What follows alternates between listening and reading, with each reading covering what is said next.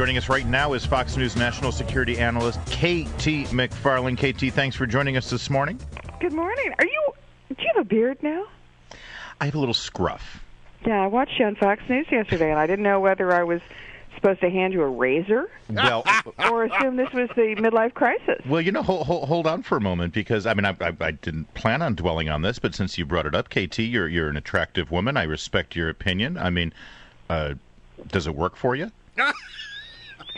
Well, let me just tell you, and every time I see a guy with a little scruff, all I think about is Yasser Arafat. I'll be shaving.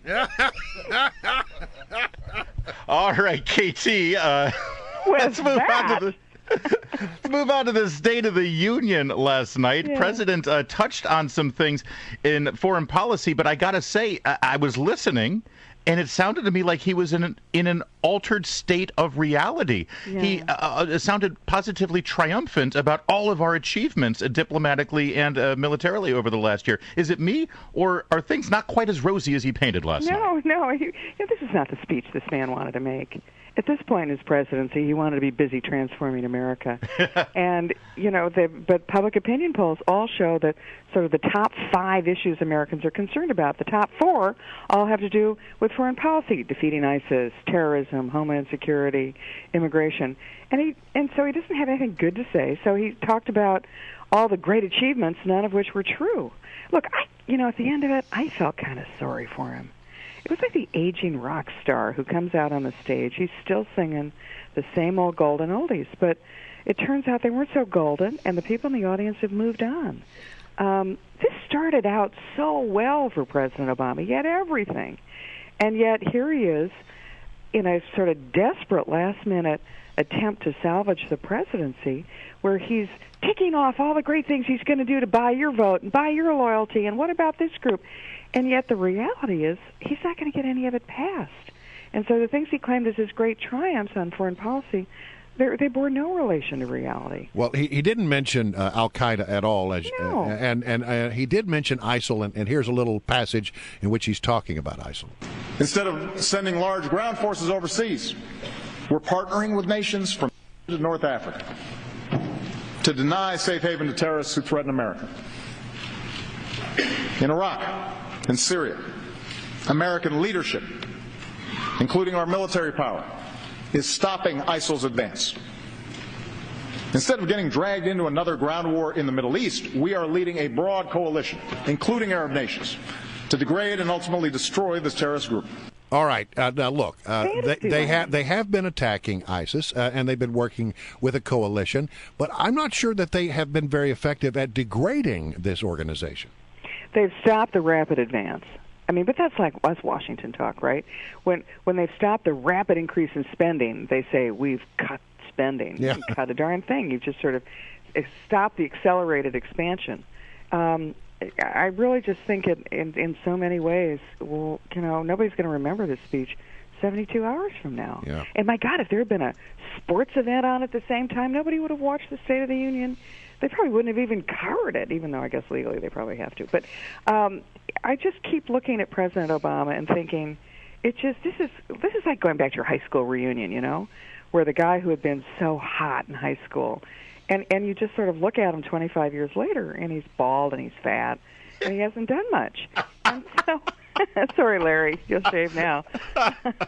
And he's got some scruff on his chin, and he's, going through a midlife crisis. I get it, KT. Drop it, for crying out loud. But I just wonder, when President Obama, who's a relatively young man, when he comes back for all those White House reunions, when they get all the former presidents together and they're standing there grinning, he in a lot of ways is going to be one of the most inconsequential, because the things that he claims as great achievements are all going to have to be fixed. Yeah. Obamacare, immigration, and the things that he didn't want to have to do, but he thought he should do anyway, like talk about the foreign policy, that's not gone very well. And, okay, we've gotten out of 2 wars, but oops, turns out we've lost them. That, I guess, was one way to get out of them. And at Al-Qaeda, which he did not mention, and blissfully he didn't mention that he got bin Laden one final time. But that, Al-Qaeda, radical Islam, which he can't bring himself to say, is now in more places and in greater strength than ever before. So This is now just a lot of lost opportunities. I mean, I kept thinking back to the second inaugural address. That's when most presidents really belted out of the park, right? That's when Reagan belted it out of the park. Lincoln belted it out of the park. Even George W. Bush belted it out of the park. They're memorable phrases. It sort of consolidates what their thinking is and the mark they've made on America. And President Obama's second inaugural, again, eminently forgettable. And now this is the second to last major speech he's going to give to the American people. And he blew it. You say that, and I just get so excited. Really, only one more left. KT, I do want to turn away from the State of the Union for a moment because we got word yesterday, and I'd love for your take on it, that Russia, Vladimir Putin, is going to enter into a military allegiance or alliance of some kind with Iran. This, of course, coming at a time when the Congress is debating further sanctions against Iran and the president vowing to veto those because, we don't want to make the Ayatollahs angry as we're trying to talk to them about their nuclear weapons. Should we be concerned about this allegiance with Iran? Yeah, I mean, look, here's why you should be concerned about it. And here's why we should be exploiting opportunities that we're not. The falling price of oil has made Iran and Russia essentially on the road to bankruptcy. We should exploit that situation, drive a wedge between the two of them, and get what we want from each of them.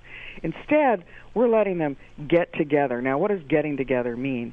Iran is in search of nuclear weapons, right? And Iran is in search of making itself impregnable from any Israeli defense, any Israeli attack. Russia can give them both of those things. And so that's why we worry initially about that alliance. But I look at the bigger picture of it and say, where's Iran now in these negotiations we're having? The president, again, last night triumphed into some great success. And the threat is always, well, if these talks fail, we're going to reimpose sanctions. Sweetie, you got had. These talks are never going to fail because they're never going to end. They're only going to end when Iran has nuclear weapons. Because Iran knows if they walk out and say, these talks are finished, then it makes us into a point where we have to make a decision. But as long as they string this stuff out, then they can string these, quote, talks out until they can announce a fait accompli. That's exactly what the North Koreans did. This is what the Iranians are doing. Now, why do we care? Well, a nuclear weapon in the Middle East in the hands of Iran means everybody wants one. And secondly, while nobody was noticing yesterday, Israel and Iran and Hezbollah are getting dangerously close to conflict. Yeah. Well, KT, good day to have you, and thank you so much for your assessment. Okay, always Larry, appreciate. Go to the. I got it. Okay, got it. All right. She's looking out for you, Larry. She's just saying the things that I can't say. I understand.